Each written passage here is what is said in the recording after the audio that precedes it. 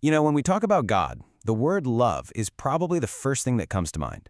But the Bible gives us a much bigger and honestly a more challenging picture. It's a portrait that includes his perfect holiness and his righteous judgment. And getting a handle on this balance, it's absolutely crucial. Now, you're probably not going to find this verse stitched on a pillow, but it's in the Bible for a very important reason. It's this stark reminder that God isn't someone to be casual or flippant with. It establishes this foundational sense of holy awe. So, what you're seeing here is a huge imbalance that's pretty common today.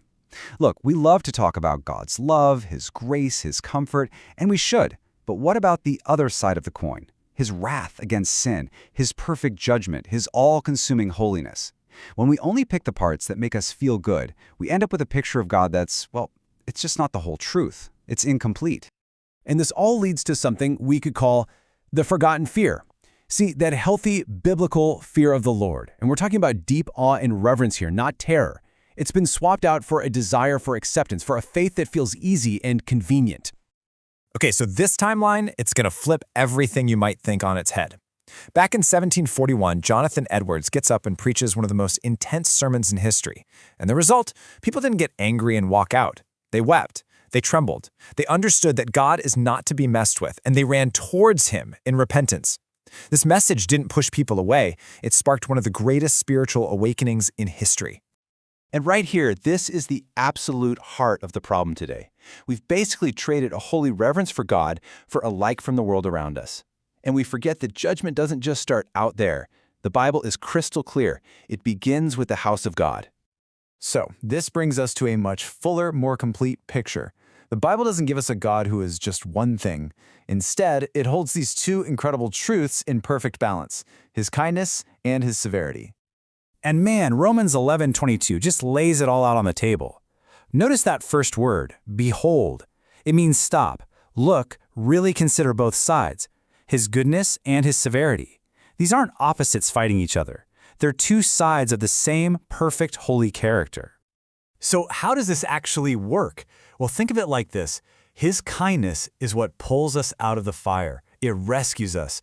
But his severity, that's what refines us. His wrath isn't some petty anger. No way. It's the white-hot love of a holy God defending truth.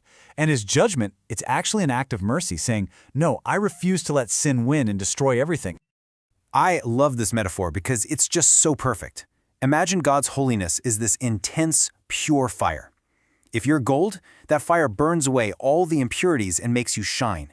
But if you're straw, well, that same fire just consumes you. See, the fire is the same. It's what it touches that determines the outcome. And this is where we run into a really dangerous illusion in our modern world. When we see that God isn't acting in immediate judgment, we make a huge mistake. We think his patience means he's giving us a pass.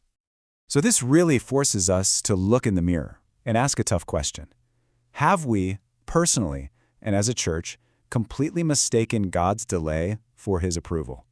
Have we taken his incredible patience and just treated it like it's permission to keep doing what we're doing? And you know what? This is not a new problem, not by a long shot. Look at this pattern. It repeats over and over. Ancient Israel, they were chosen, blessed, delivered. Their response? Rebellion. So prophets came, warning them, and when they didn't listen, judgment. Now look at us. We're showered with grace and comfort. Our response? Chasing after the idols of our culture, of convenience. The call to return is still going out, but we have to remember, that door of mercy isn't going to be open forever. Okay, this is so important to get. God's patience, it is not weakness. It's not him just looking the other way. It is an active, powerful, intentional act of mercy. He is literally giving us time. It's an invitation to turn back, not a blank check to do whatever we want. So, where does all this leave us? Well, it leaves us right at the front door of what you might call a holy awakening. Because when we finally embrace the whole picture of God, his kindness and his severity, that's the very thing that sparks real, lasting renewal. So let's just redefine for a second what we mean by the fear of the Lord. This isn't about cowering in a corner, terrified of God. Not at all. It's more like a trembling trust. It's that overwhelming feeling of awe you get when you finally realize who he is. And that awe is what leads to real, deep devotion. And this right here, this shows us the exact path to that renewal. Step 1, awe comes back. We remember just how big God is and how small we are. Step 2, humility follows. You can't stand in awe and be arrogant. The church has to get on its knees before it can stand up strong again. And finally, step 3, repentance restores everything.